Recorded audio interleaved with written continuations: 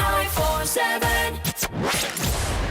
#MSW. You may begin to feel anxious or excited. Honest, deliberate, engaging, uncensored. High dosage administration can cause adverse reactions. And most importantly, independent in mind and execution.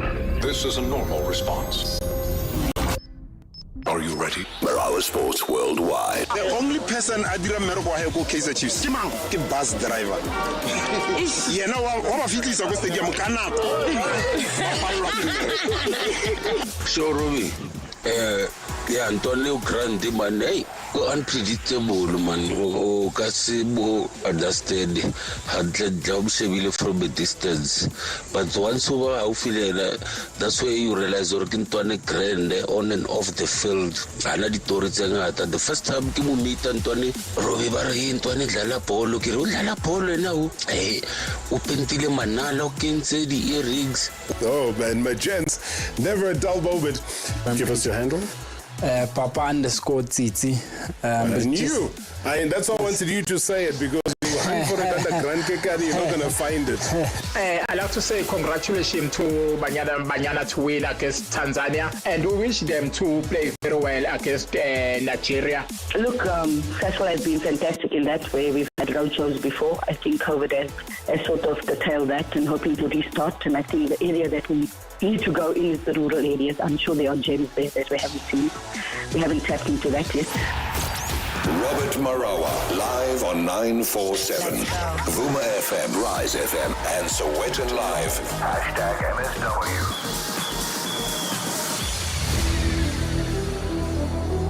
I can confirm to you that Edgar Rathbone is in studio.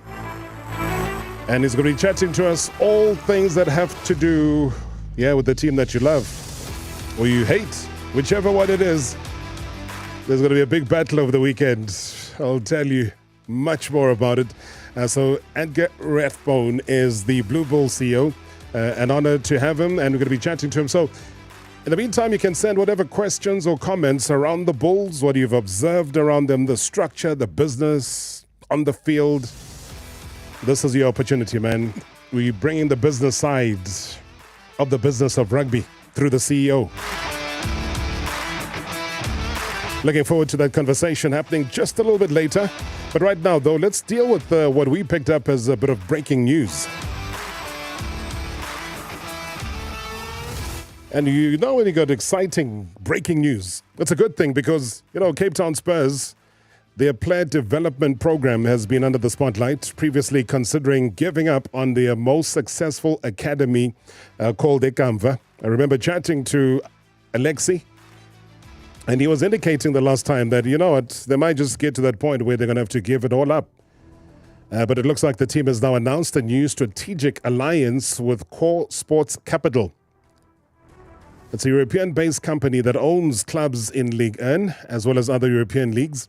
Now, as a result of this and this major collaboration, young South African players will now have a clear pathway to move to Europe. So our guests will provide a little bit of clarity.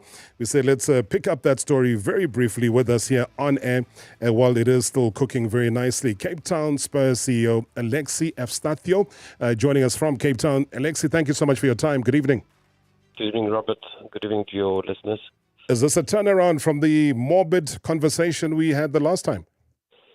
Yeah, it was, the previous conversation was just a reality check of where we are, I think, as a club and as a country.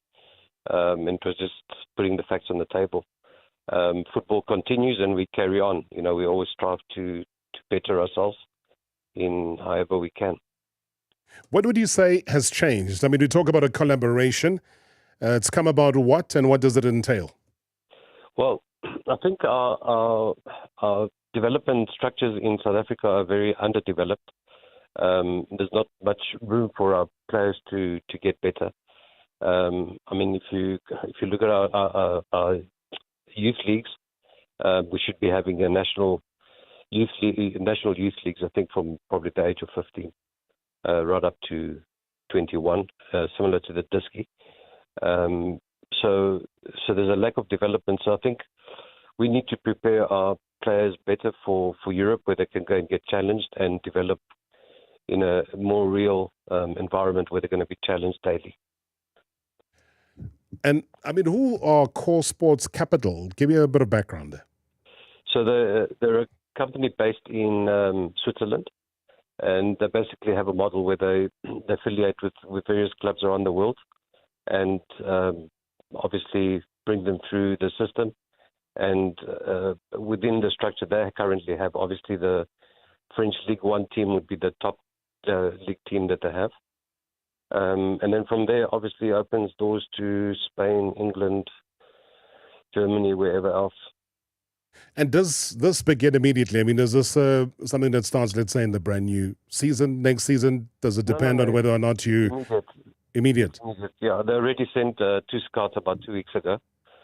So they had a look at some of our players currently in our PSL team. And, we're just hoping to see now who the first choice or second or player or two maybe that will be going up shortly, hopefully. Oh, all right, that's pretty swift, though. And it doesn't depend on whether you get relegated or stay in the top flight? No, not at all. And is that something that allows you a little bit of breathing room regardless of what happens? In what way? Just in terms of getting, let's say, your house in order. We've always talked about Ajax Cape Town versus the Ajax Amsterdam model. That worked perfectly, and we saw players move from Cape Town. They would go to Holland, and they begin a career over there. And then obviously that stumbled a little bit. Yeah, I think the big difference here is that with a club like Ajax Amsterdam, which is a big club, there were 2 major issues. One is that the players needed another year or 2 once they arrived there to acclimatize and to get used to the reality of European football. And we're hoping that we would prepare them a lot easier now from here. And then, we have a selection of clubs now. We can send them to the Swiss third division, for instance, where they'll start off there and maybe then move on to Austria and then to France. So there's a clearer pathway, and it's more of a progression that rather than throwing them in the deep end. How do you see this as a direct benefit, though? If you look at Cape Town Spurs holistically, yes, we see the business model and the concept. Well, we're hoping that we produce a lot more players, and they're not all going to make it in Europe, but for sure, if they're at that level, they will definitely make it here in South Africa in the PSL. And what's the excitement from their side? What do they gain? What do they get to benefit? And the exposure, bringing South Africa or bringing European players now and again? I think they've got a vast scouting network in the rest of Africa as well. So if they were to find a player in West Africa somewhere that they feel needs to come to South Africa first prior to moving to Europe, then they'll probably send them to us. Now, Young Bafana or Young Bafana Academy, a club that's based in Somerset West, Cape Town, has also been identified as an alliance partner by CSS. Yes. I mean, will it form part of the extended family within the Western Cape? Take us through this. Yes. Yes, obviously they cater for the Winelands area, which we can't really get to at times. So they've already sent 2 players, I think, last year sometime to 16-year-olds, if I'm not mistaken. So they're part of that whole structure. So we may get a player from Young Bafana that needs to step up to Diski, for instance. Okay, and so look, every player will be identified independently and see what's best for his development at different times. Yeah, and just a quick touch, obviously, on your position. There have been a turnaround. It's always important to find out where the club's administrators and management are thinking. We are aware now. We're in March tomorrow. What's the prognosis, and what are you seeing in front of you in terms of change? Just from a playing perspective, your main team right now, obviously still languishing at the bottom, but there have been vast changes in terms of approach and play. Yes, 100%. I think there's a lot more belief. I think there's a lot more structure in the team, and I think we will surprise a few teams that we're going to face in the next few weeks. You'll surprise them? Yeah, I think so. Looking at the total right now, I think it's 6 points behind the playoff position and 12 from absolute safety. Given how it started, do you think it's going to be a different ending? Yeah, well, there's 39 points available in total, so that's what's up for grabs. Yeah, sure. And I was trying to look at the differences, and maybe this is where the venture might find the energy when we look at Clamart, also, bottom of League One or League N, 5 points off their playoff position, 3 wins in 23 games. Austria have got a single win in 20 games in the Austrian top flight. So there's a lot of fight and battle to try bring the cream to the top as far as individual players are concerned all round. Yes, I think Clermont got promoted in 21, so they're also in a stage where they're trying to build their team up. So this structure that they've developed now is not going to bear fruit immediately. Obviously, it's going to take a bit of time, and I think that's what one of the biggest sicknesses in South Africa is we bring in a new coach and we expect him to change things around in a month. These things take time. It takes maybe 3-4 years sometimes to build a team. So I think for the future, and we have to look further down the road than just now, I think the future looks bright for us. So your future with Biddendorp, and from what you're seeing him do, is a solid one, and one that you believe can last you up until even beyond the end of the season? As it stands now, yes. I think he'll form an integral part of the bigger vision, which is to develop the players for European football. I mean, that's what we're really about. And hence we also brought in technical director from Europe. So the whole plan is really fitting into place. And when you look at incentives, does Cape Town Spurs believe in that? Do you believe that just the incentive of staying afloat and staying on top within the top flight is an incentive enough? I think that's an incentive enough. And I think also that players need to realize that they get paid to do a job. And that's a salary. You get a salary, I get a salary. And that's for a certain job that we do. Incentive shouldn't, it's just a bonus. And when you deserve it, you get it. But it shouldn't really form part of your everyday work life. Yeah, I think that makes perfect sense, though. I think the remainder of the season, everybody looks at, Cape Derbies and they look at your games against Cape Town City and so on. Is that something that you've been able to capitalize much of in the season, or do you think that can improve? Because everybody looks to their, downtown city rivalries just for added impetus and action. Yeah, look, I think we need to be realistic, and we have been. It's going to take us a bit of time to catch up to Cape Town City and Stellenbosch. They've got 5 years head start on us.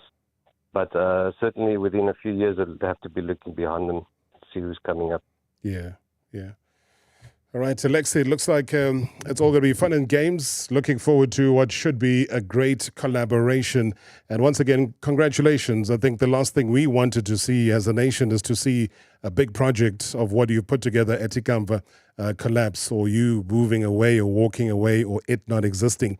So I'm glad that something has come up and something this positive. Thanks very much. No, we always will do our utmost to keep it going with all the challenges around us. But we're very passionate about what we're doing, and not easy to walk away. All right, let's keep it going. Thank you so much, Alexi. Thank you for your time. Thank you. All right, absolutely. The Cape Town Spurs CEO, that is Alexi Abstatio, joining us right here on #MSW. Previously on Marawa Sports Worldwide. To the brand new coach of Netball SA, Cecilia Molokwane. I'll introduce you first. All right, let's talk contractual. Duration of contract, what are the mandates? 4 years. We do it 4 years because we don't want to destabilize the team, because it takes 4 years to prepare for another World Cup. I always say we give coaches mandates. Yeah. This time around, Robert, I want to turn it around. She must give us the mandate to say, this is what she must give the country, the mandate that she thinks will work for the country. What do you need? What's the mandate? Yeah, well, I think, for us as South Africans, we want a truly South African golden standard. Yeah. And we want to do it our way. We don't want to copy anybody else. I think the time for admiration is done now. We need to become it now. #MSW. #MSW. I think he's writing a book. So there is that. I spoke to Chubby I might have saw him in the Middle East, actually, at the start of the year. So you never know. You might know a few things. Who knows? Well, he started by saying there's a good chance you'd go to live, and then at the end it was 10%. So is there a percentage that somewhere in the middle, maybe? Who knows? Look, the Masters is an invitational, and they'll invite whoever they think, warrants an invite. And I mean, I think, to be fair to Taylor, I think if you read the entire, the question and then the answer, it's not as if he just came out with that. I feel like whoever did the interview sort of led him down that path to say that. So I'm giving him the benefit of the doubt there a little bit. He basically just agreed with what the interviewer asked. But at the same time, Joaquin Neiman got an invite, and I played with Joaquin in Dubai a few weeks ago, and he went down to Australia and won. He was in Oman last week. He's been chasing his tail around the world to try to get this, either play his way into Augusta or show enough form to warrant an invite. And I don't know if the same can be said for Taylor. Yeah, so third start in the PGA Tour. I had 2 events on in the Middle East and played well in Dubai. I feel like Pebble was just a bit of a, the weather disrupted it, and the courses were super soft, and it was won the Pro-Am portion, so I guess it wasn't all bad. And then Riv was pretty good. I made a mess of 15 and 16 on the first day. But apart from that, I felt like I played some pretty good golf. So I feel like my game's in pretty good shape. And, it's nice to stay at home this week and feel a little more, relaxed in the surroundings. So looking forward to getting started. Yeah, talk about getting started there. Rory McIlroy softening the stance on Live Golf, continuing. But he was asked ahead of the Cognizant Classic in Florida on how likely he would be to side with the Saudi-backed tournament, having previously been critical of Live Golf. The Northern Irishman relaxing his views a little bit there on the tournament in recent months, and his former agent, Chubby Chandler, suggesting last week that there was a possibility that McIlroy might, believe it or not, you might just join Live. Oh, sports people, man. What do you say today? Might be a different story tomorrow. And I hope it's not the same for my guests coming up. Don't go anywhere. As I said, chatting to the CEO of the Blue Bulls. He's here in studio. Don't go anywhere. #MSW live now on 947 Vuma FM, Rise FM, and Soweto Live at the same time. #MSW. This Thursday, Lotto Star's real jackpot race leaps to a staggering 1 million rand. On this special leap day, you could be one of 500 lucky winners to win their share of 1 million rand from 7 to 9 p.m. The minimum bet stays at 2 rand. And the best part, the jackpot is guaranteed to hit. Spin the wheels at Lotto Star, your world of live games. Lotto Stars licensed by the Mpumalanga Economic Regulator. No under 18. NRGP 0800 006 008. T's and C's apply. All games are fixed odds betting events. Unlock your extra power with the new and amazing Honor from Vodacom, SA's most reliable network. Get the impressive Honor X9B 5G smartphone on a 1.2 gig Red Core plan for just 429 Rand per month over 36 months. Enhance with smart tech. Add the Honor Watch 4BT and Honor Earbuds X5 Pro for only 69 Rand extra per month. Available in-store and online. T's and C's apply. Further together. Vodacom. Love your home? Then Homemakers Fair is where you need to be. With over 300 exhibitors, your home's transformation journey begins here. Visit the show for expert advice, do comparative costings, find trusted service providers, and dream big. Don't miss out on the Air Fryer Theatre. Take a stroll through the off-grid homestead and sample the scrumptious delights in the various food sections. Homemakers Fair, open from 1 to 3 March at the Kyalami Grand Prix Circuit. It's time to dream, renovate, and decorate. There are some things you just never do when you're naked, like paperwork and phoning call centers and negotiating with the guy from the call center for a lower insurance premium. Never do admin or listen to on-hold music when you're naked. All the stuff you really don't like about old school insurance, when you're naked, you just don't do it. See, when you're naked, you do insurance online. Get a car insurance quote in seconds, and if you like the price, sign up instantly. Get instant online insurance. Get naked. Naked Financial Technology is an authorized FSP. It's incredibly tough navigating tax year end.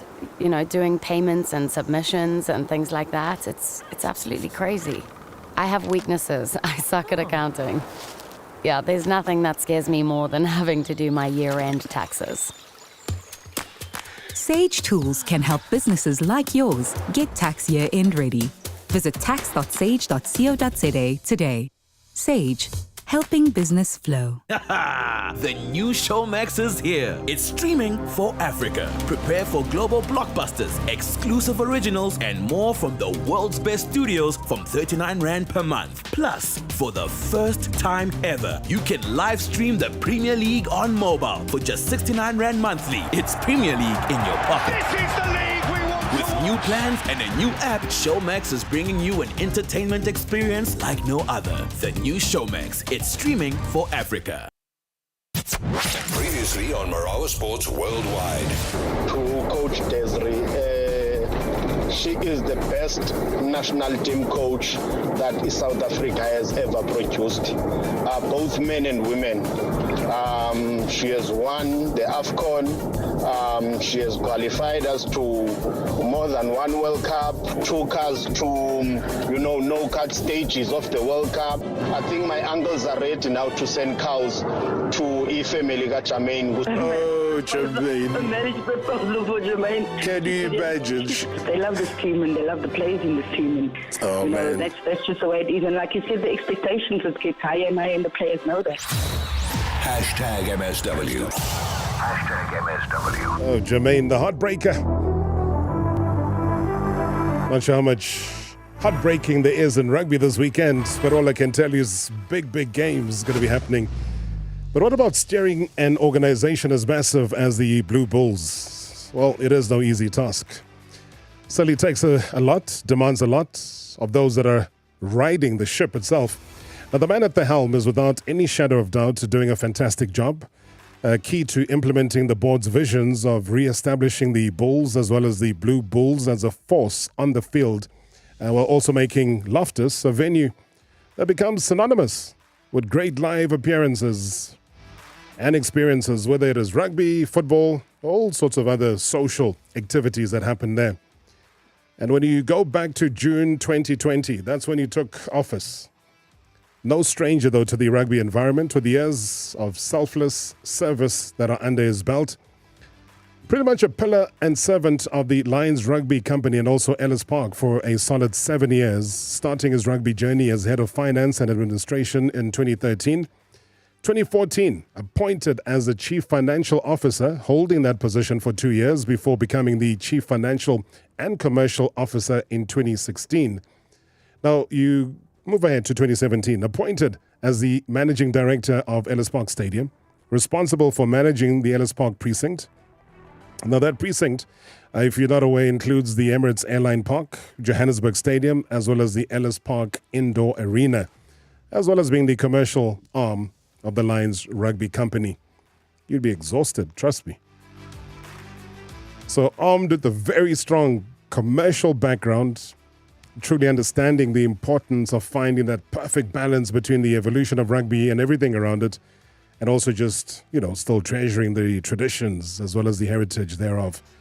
An absolute honor for us here on MSW to have the Blue Bulls CEO, Edgar Rathbone, here with us. Edgar, good to see you, man. Welcome to the show. Yeah, thanks, Robert. It's great to be back at 947. I haven't been here since my Lions days. And it's also an honor to be on air with you for the first time. So thanks for having me. No, thanks for popping by. I mean, it's absolute pleasure.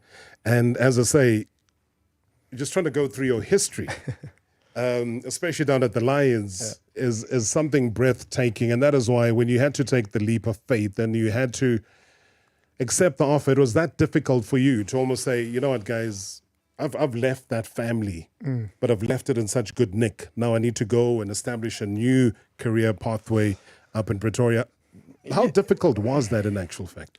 Yeah, look, I mean, I was very privileged to get into sport at a really young age, and it happened quite quickly from sort of after year one when we got back into Super Rugby, and it actually, we built something really nice at the Lions. We really had a tight knit family, and it was really good times we had, but it's also, I mean, after 7 years, you do get in a bit of a comfort zone, and I was only 29, 30 at that stage, or around about there. So I just thought, look, it's probably time for me to try and see and test myself at another level or another company, and try and see if you can build something similar, you know. So yeah, it was a tough decision, but something that, because of the sort of shareholding that was just came into the Bulls and their vision and what they wanted to achieve, it made it quite exciting as well, and to build your own legacy again. But what would you say was the greatest in terms of exactly that, the legacy that you would have left behind at the Lions? Look, I think we built you chatted about the commercial stuff. I think we built a really good commercial program there. I mean, again, starting 2013, being out of Super Rugby and basically all the sponsors walking away. So you had a blank canvas to work from, which was also quite nice. So the growth was quite quick. Yeah. And I still remember the first sponsor who came on board was Johnson Workwear. They stayed quite a long time there. And then obviously signing Emirates in 2015 was a real highlight. You know, it's been a while since an international company sponsored in South Africa, and to get them to sponsor the Lions at that time was a great feat. To do a 5-year deal, which is now turned into a 10-year deal, you know. So, that was a real highlight. And then obviously, I mean, you can't look past the finals you had and the All Black Test matches that were sold out, and so that was really special. Look, that stadium packed. I don't think there's many stadiums in the world like that. Yeah. It still does. And there's still going to be an international that goes back there involving the All Blacks in 2024. So there might be structurally problems and logistical issues and struggles and security issues that are around the precinct itself. Yeah. But I think once you're inside it, and as we saw last year, there's nothing like it. No, I fully agree. And I must say that's one thing that the focus of the Lions at that stage was really on the upkeep of that stadium. Yeah. I must say, so the amount of money that was spent to keep that stadium in the state it is unbelievable. And you can see it walking around that stadium. It's in really good nick. And yeah, I mean, it really feels... I still remember standing next to the field, and I think it was the Beast running out for his 100th Test match there. And that roar of the crowd and listening to the national anthem standing on the field there. It's just, I mean, it's goosebump stuff. Sure. I think it's almost testament to the Currie Cup victory, the final. That was staged over there. I think it was one of those where Elton Jenkins just had a match of his life and probably scored all the points on the board in that day. And it really secured what we have as a country in terms of just domestic rugby. Now, flipping through, you head across the highway, off to, Pretoria you go. And when you assess things, what are the immediate demands of you, and just in terms of, there's the board, there's the shareholding structure that is in place over there, but what are they wanting from you with immediacy? So obviously, I mean, it was quite an interesting time again to move, because it was in the middle of COVID. So first to sort of get all the staff through that first period was an interesting challenge, but then really to build a team that can win trophies. I think within the first year, there was a squad of 45 when myself and Jake arrived. Within the first year, only 6 of those were left. So it was proper cleaning of the house. But also, I think it was probably needed at that stage. The Bulls went through a stage where we won our first trophy again in 2020. Before that, it was 2011, I think. So for 9 years, for a union like that not to win a trophy is unbelievable. So that was the brief. Listen, build a commercial program that's sustainable, and build a team that can win us trophies and bring the crowd back into the stadium. You talk about Jake. That relationship needed to be tops, because you wanting to push the commercial side, he's wanting to push the playing side. And if the one is slacking, then you can't really have a proper marriage. The business cannot grow at all. How was he warming up to your ideals and vice versa? So we had a frank conversation right at the beginning, where I said to him, listen, you have won a World Cup. You're an unbelievably successful coach. You obviously know the rugby side of things. I think I understand the business side of rugby. So I'm not going to tell you who to pick. I'm not going to tell you who to recruit. And You don't tell me how to run the business, and that's the way we're going to get along. And I must say, it's a relationship that's really grown unbelievably well over the last few years, and we're actually quite close because of that understanding. And obviously, later on, as you start trusting each other, the two merge even closer to each other. But for me, and that's probably part of the reason we get along is, as you say, there is new thinking and new ideas, but the tradition still stands, you know. And there's guys. I mean, Tando sitting here now. He played for the Bulls. He was in that change room, and people work really hard to get into that change room. Yeah. So you mustn't also give that away, and just make it almost free for everybody. That's a sacred place, you know. Yeah. And that's sometimes when I look at some of the documentaries and stuff. Yes, you might get a lot of money for it. Yeah.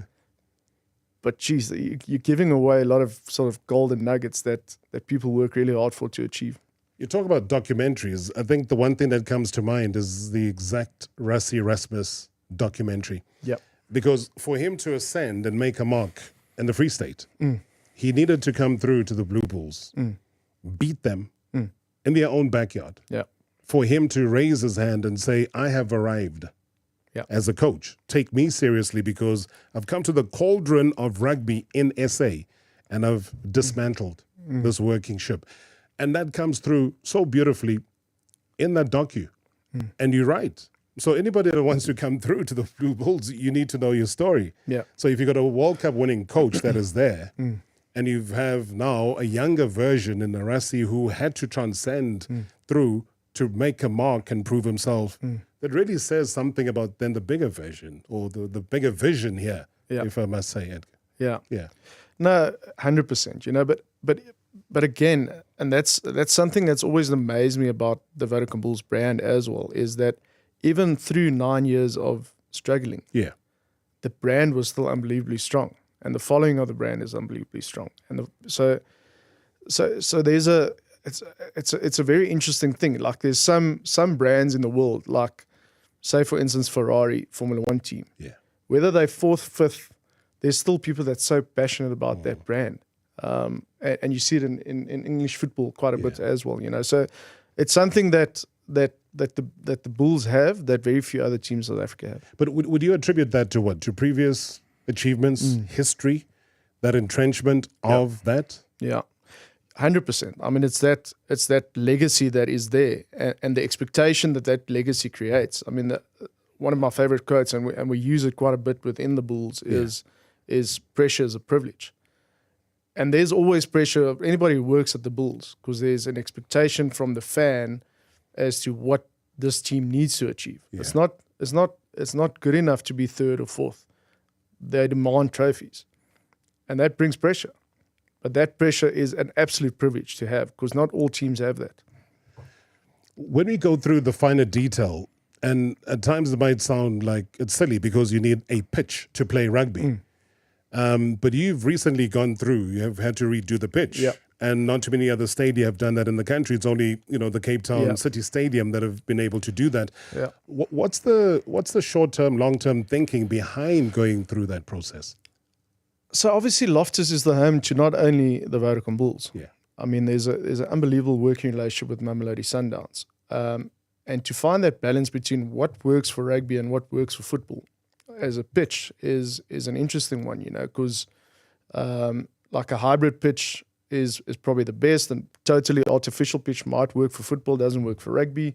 And a turf pitch definitely doesn't work for football because it's just too uneven, And to be honest, that pitch was probably due for a sort of a redo, but it's part of a plan to upgrade the stadium bit by bit. So we started with the change room, and the change room we believe is now world class.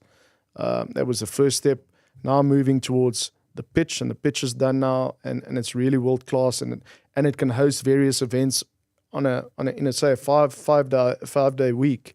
You can have football there, you can have rugby there, and you can probably have a concert there, and the pitch won't be damaged. So it's setting up the stadium to be more multi-purpose. Within the last 2 years, we've broken the record every year for the most events at Loftus in a year, which is part of the goal, to get that stadium as a working stadium week in, week out. those models don't work a lot in this country. I've seen it work, but successfully, as you say, you've managed to sell through it. I think F&B with stadium management have been able to navigate their way through it. Yeah. Multi-purpose would be Moses might be the stadium in Durban, fitting in gyms where the public can go in and access that. Because traditionally, just the structure of a stadium was just for playing a game, and then you walk away. But right now, though, you find that you could have more business with people coming to the stadium during the week when there is no rugby or football being played, but there's so many amenities around it that can make it work. Is that part and parcel of keeping it as vibrant as 100%. I mean, and that's where the Loftus Park development has helped unbelievably a lot. And to be honest, I mean, in our stadium currently, we have around 100 working offices that people use on a daily basis. So you've got people coming in and out of the stadium on a daily basis, which works for us, you know. And again, like I said, with the shopping centre right next door, it just improves the client journey through the week, but also on the weekend. Having a hotel right there is also crazy. 100%. Because though people don't have to worry about the whole traffic issue. They don't have to worry about, okay, what do we do after the game, before the game? They just walk across. Yeah, and again, by having two teams have it as a home ground, that has changed the demographic within the stadium as well now, because the journey towards Loftus has become such an acceptable one, or such a frequently travelled one, that third time, fourth time visit becomes a no-brainer, which helps. Now, the issue of shareholding, I mean, Bulls Company have enjoyed a good relationship with some of the shareholders. The positive highlights, equity partners that are coming through. I mean, can Saru learn from the Bulls, you know, in terms of finalizing proposals? I mean, there was a talk about, you know, the American buyers, proposed American buyers. Maybe just walk me through that briefly before we go for a quick break. So I think the big sort of differentiating factor between what the Bulls did and what maybe Saru's doing, or what the URC did, is there's a massive difference between private equity and private investment. Private equity wants to come in, increase the revenue within the business, take their pound of flesh, and leave after 7 years and sell that stake. Now, that's a very fundamental difference to how our shareholders see their investment within the Bulls. It's an impact investment into rugby in South Africa, into the people of South Africa. Because the argument at the end of the day, which I love, is that the question you have to ask is, are you happy when the Springboks won the World Cup? And obviously the answer is yes, okay? Do you spend more local money when the Springboks win the World Cup? Invest more locally, go to the restaurant, and the answer is yes. So then the question is, but how does that happen? How does the Springboks win the World Cup? It's by investing in the companies underneath that to make that happen. So that's a different outlook. And I must say, and that's part of the decision that SA Rugby needs to look at between the potential investors as to who's there to go in and out within 7 years, or who's there to be a long-term partner and really build the business and make a bigger impact than 7 years. I'm going to take any questions or comments that you do have. Edgar Rathbone is my guest here, CEO of the Blue Bulls. It is #MSW. #MSW live now on 947 Vuma FM, Rise FM, and Soweto Live at the same time. #MSW. Yeah, we see them rolling, these wannabe players, all the bling in the brands, desperate for the riz on the socials. Here's a secret. With Lulabet, anyone can be a serious player. You get all the hottest table games and slots with easy registration and unbeatable support 24/7, anytime, anywhere, like a boss player. Lulabet, make the score you want with less hustle, less hassle, and more yes. Don't just bet, Lulabet. Lulabet supports the National Responsible Gambling Program. Winners know when to stop. Only persons over 18 are permitted to gamble. Problem gambling counseling toll-free hotline 08600 006 008. Snap out of. Huh? How long will it take to connect to an agent? You're not understanding my issue. Your caller number 253. An agent will attend to you shortly. Awa, 2 weeks. Ke batla tjhelete ya ka. And snap into personalized support, next day settlements, easy transactions, and a simpler payment experience with the SnapScan card machine. Get yours at snapscan.co.za. Hey gorgeous! Want to level up your glam without emptying your wallet? Hurry to the best of beauty now on at Dis-Chem. Make every day a red carpet moment with your favorite brands like Palladio, L'Oreal, LA Girl and Maybelline, and get a free gift as well. Think picture-perfect skin, luscious lips and eyes that mesmerize. We've got it all and more waiting just for you. Shop the best of beauty in-store and online at Dis-Chem until 10 March. Beauty just got more affordable. Dis-Chem Pharmacies. Better beauty starts here. Join the best value network with Telkom and save up to 300 Rand when you purchase any selected Telkom prepaid device at our participating retail partners. Plus, you get free 5 gigabytes anytime data, 5 gigabytes night surfer data, and a 25-minute all-network voice bundle once off with every purchase. Offer available at your nearest PEP, Ackermans, TFG, Mr. Price, and other participating retail stores. Get it now. We weren't born to stand still. You know what I'm talking about. The itchy feet, constantly on the hunt for the next hustle, the next adventure, the next horizon. We get it. It's in our DNA. This inner drive to push, own our path, and be more. Which is why we're excited to introduce the all-new Suzuki Jimny 5-Door. The Suzuki Jimny 5-Door, born for the urban jungle and more. Now with extra space, wireless connectivity, and rear-view camera. Suzuki Jimny 5-Door, born for more. Available from 429,900. Do you know what it feels like to be without someone you love? The moment I locked eyes with my baby, everything changed. Nhlamulo and I might not see eye to eye, but I hope he will give me what's mine. So, here I am, a mother on a mission, fueled by love and driven by pain. Scandal. Unstoppable, 20 years on. Monday to Friday at 7:30 p.m. Only on ETV. Previously on Marawa Sports Worldwide.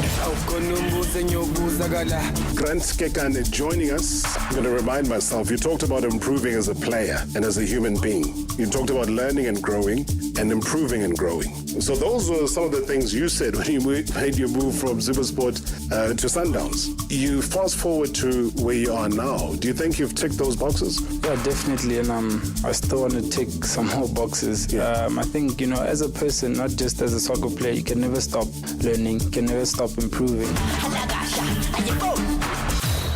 Hashtag MSW. Hashtag MSW.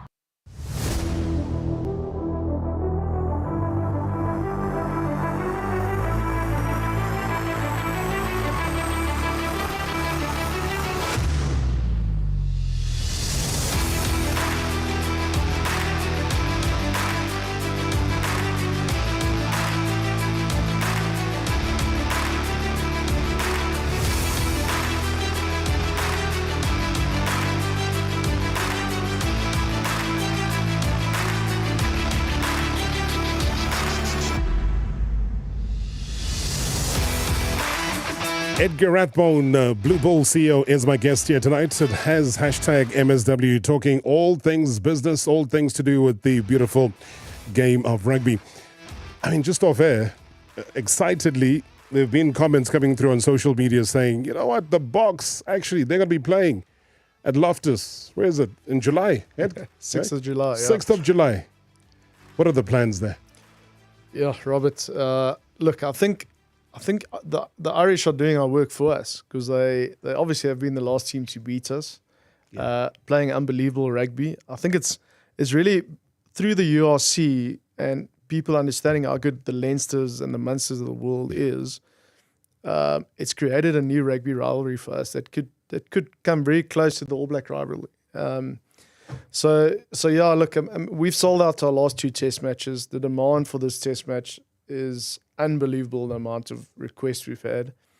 So we're opening up the tickets for everybody who's at the stadium on Saturday. You can buy your ticket for the test match as well, and then publicly on Monday. But I don't know how many is going to be left on Monday, to be honest. I was saying to you off air that, you know what, if you are releasing to the crowd that's going to be at Loftus on Saturday, for them to have first bite at the cherry, they can buy however many. Yes.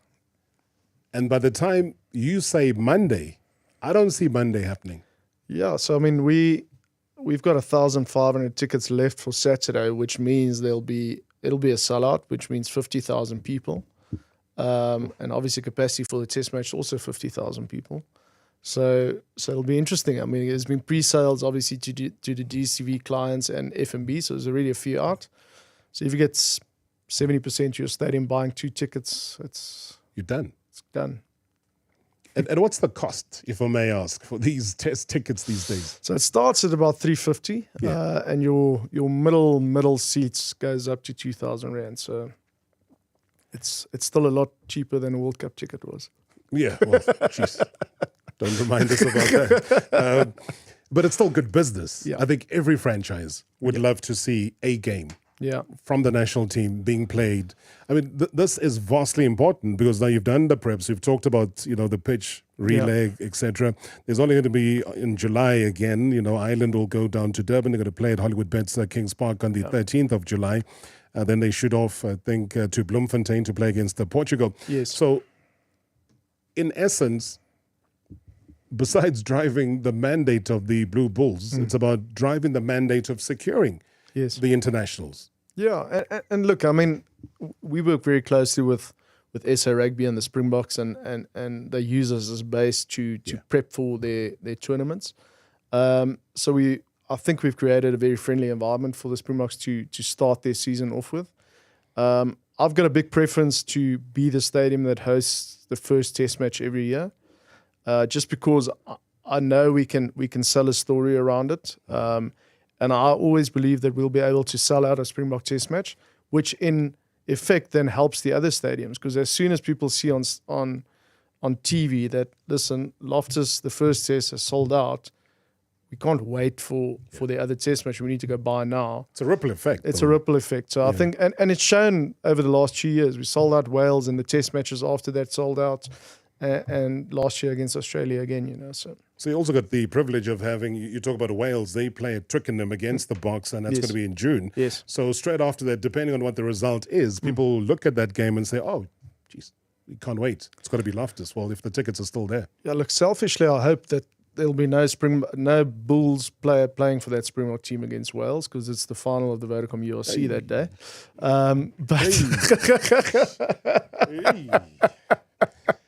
Oh, yeah, I hear you.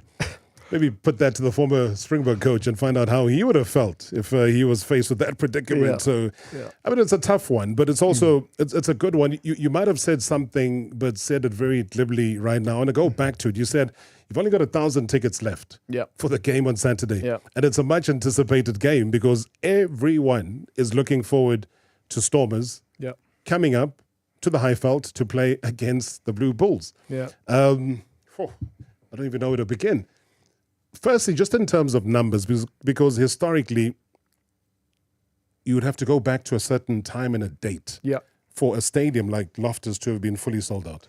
Yeah, look, I mean, so Loftus, the last time it was sold out for a pool match was in 2012, also coincidentally against the Stormers.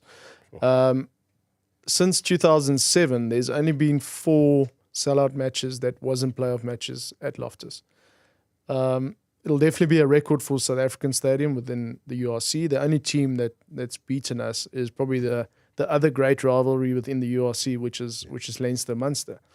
But it's such a good thing for our rugby that this North-South rivalry is back up there again, and it's alive. And there's a lot of things contributing to it. So, I mean, obviously the Storm is playing really good rugby. It helps. 7 in a row helps. The Dobson, Jake White era helps, so all of it contributes, But it's such a positive thing for our rugby environment and SA Rugby as a whole. I think we're all looking forward to it. Lots of your WhatsApp voice notes that are coming through. Listen. Good evening, Mr. Rob. It's Holifelang here, and good evening to the MSW shoulders, and good evening to Mr. Edgar Rathbone over there. I just want to find out, given your stint at the Bulls right now, what would be the one lesson that you'll take so far? I mean, it hasn't been long since you've been appointed as the Bulls CEO, but given the trials and tribulations that you have faced ever since your appointment as a CEO, what would be the biggest lesson that you've learned? That is just what I want to find out from you. Great show as always. Thanks. Holifelang, thank you so much. Greatest lesson? Look, I think we're all still learning. I mean, it's the this competition has created new challenges that we never had before, you know. So just on player management and how we actually manage our resources within our company over a season that is now suddenly 12 months long is an ongoing lesson. I mean, it's not something we've perfected. I think we're getting better at it. Yeah. But we're still in the process of building this team and getting to a position where number 1, 2, and 3 in a position is good enough to play each Saturday. Because that's the only way you're going to be competitive 12 months a year. Sure. So it's long. Big Rob, evening to you, evening to the CEO of the Blue Bulls, and evening to the MSW listeners. Mr. CEO, having been part of the Lions before joining the Blue Bulls, I mean, since you have left the Lions union, I think they haven't been the kind of union that they were under your tenure. Do you think the kind of structure that you left there is not being used the way you set up the Lions? Because under your tenure, they were one of the best teams in South Africa. They produced players like Apiwe Janji and Malcolm Marx, to name a few. But since you have left, they haven't emulated the kind of structure that you have left at the Lions. Do you think your work that you did at the Lions is not being appreciated? And this is no disrespect to the current position that you have, but I just want to know, what do you think of the Lions situation right now? Thank you, Mr. Robert. Thank you so much for the question. Tough one, but you want to handle it? No, it's not that tough. I mean, it's anybody who's a sports fan understands sports is cyclical. I mean, sports teams go up and down. Some teams take more time to build. I think, to be honest, I think the Lions are in a really good position currently. If I look at their team and the talent they've brought through over and been patient with for the last 3 years, I mean, I really think they're gonna be really good over the next 2 years. Again, as I say, Bulls 9 years without a trophy. Sport is cyclical. Yeah. No, you're right. I think we were also just chatting briefly off air during the break of how well they've done. You know, the last game at Loftus that the Lions came, and almost stole. Individual performances, team performances was great. They went down to Hollywood Bets, Kings Park, and what they did to the Sharks there again shows what a transformed team just on the playing surface of things they've become. And we can't take that away from them. And I think, well answered. Thanks so much. Hi, Mr. Marawa. This is Mozingiti at Mkambatini Makongo. Hey, Mr. Robert, it's good to hear this very well conversation with Mr. Edgar. What I like about the Blue Bulls, the transformation of the players. One thing that I want to know about the Blue Bulls, the recruitment of the players, because I never hear the Blue Bulls looking around the rural areas, even the Lokshin, recruiting the players, but the team is very well, and even the technical team, the marketing is very well for the Blue Bulls. I thank you, Mr. Marawa. Thank you so much, boss. Edgar, you want to handle that?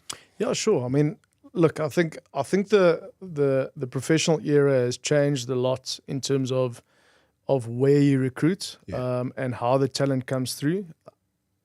I don't think, and it might be controversial, but I don't think Varsity Cup is doing us any favors by the over-regulating of that competition, because we find that players that actually come out of Varsity Cup probably needs another year or two to adapt to a level that is URC, where a few years ago, Akker van der Merwe could have come straight out of Varsity Cup and played Super Rugby. So that is sort of, it's tightened that pipeline a bit. I mean, Izzy Novuka, we actually pulled out of Varsity Shield. Yes. And that's been a project of 2-3 years now. So that pipeline is tough. Obviously, the major schools as well get a lot more exposure and play at a much higher level and much more used to pressure. But we do have a program headed up by Tando that from rural schools or smaller schools, we send players to the Stellenbosch Academy of Sport for 6 months sort of upskilling and proper gym programs and diets and stuff, and then they join us at a junior level. So there's programs in place. It does take time, unfortunately. And I think my biggest dream is for investment to come into schools rugby that hopefully gives companies some sort of tax benefit, that kids can be sent to the big schools, proper rugby schools, and get developed there for a 4 or 5 year period that puts them on a level afterwards, I mean, we just see it in the Springbok team, the guys that actually make it. The exceptions are Lukanyam and Makazole Mapimpi, but they got there through grit. They weren't picked up by the system. They didn't play junior box. And the system usually misses them. Yeah. And that is why when you made the comment about the varsity rugby, and I thought to myself, that's probably a good topic to have, to say, are these different arms pulling in the same direction? Yeah. When you bring in and you factor in the school's rugby system, when you factor in those like your Mapimpis that are not part of the system, who could easily, if it wasn't for risk taking at a coaching level, would never be part of that system. 100%. Yeah, I mean, and that's an issue we need to address. Yeah. To get to a model that's sustainable at the end. Hi, good evening, Mr. Marawa, and good evening to your guest. Isn't that the sustainable competitive advantage with the Blue Bulls? They managed to build their brand reputation without using the results or without being result-oriented, because most brands tend to build their brand reputation based on results. And when the results are no longer coming out, and then the brand reputation starts to fade. Thanks, David in Parkwood. David in Parkwood, I think a resounding nod there from you, Edgar. That's a cushion that not too many people have. Yep. There's that risk of building around results and also building around certain players. I think a lot of brands sort of miss it in the end where you're so focused on your superstar players that if that player loses, that brand almost falls flat for a while. So it's to have your brand and your brand partners so strong. I mean, an interesting thing, when I walked into Loftus for my first day in office and I walked around the stadium, I said to the guys, but what's wrong with the stadium? And they said, what do you mean? Yeah. I said, there's not one Bulls logo in the stadium. Ooh. So that's an issue that you can get so commercially focused that you just put up other companies' brands and punt their brands, but you forget that your brand's got a hell of a value. Yeah. And people will be attracted to your brand because of your brand value, not because of what you're doing for other sponsors. That it works together, surely. But you also got to be selfish. I think at times you got to be selfish. And the reason why I say selfish is that time is always selfish when you have these conversations. And we'll come back to it, though, because I think long-term, as one of the youngest CEOs within rugby in South Africa, to talk about, at times the rumors, is he going to be the next CEO of Saru? Is he going to be this or that? We'll get to that. And hopefully you'll set aside some time, because I think rugby does need that fresh leadership, fresh approach, fresh direction. And we're seeing it in different franchises already. So if we will have that conversation, great. I wish you the best of luck over the weekend. You've done a magnificent job so far, and long may the brand, the business grow. Yeah. Thanks, Robert. And thanks for your time. It was an absolute pleasure being here. Thanks so much, Edgar. Cheers, man. #MSW live now on 947 Vuma FM, Rise FM, and Soweto Live at the same time. #MSW.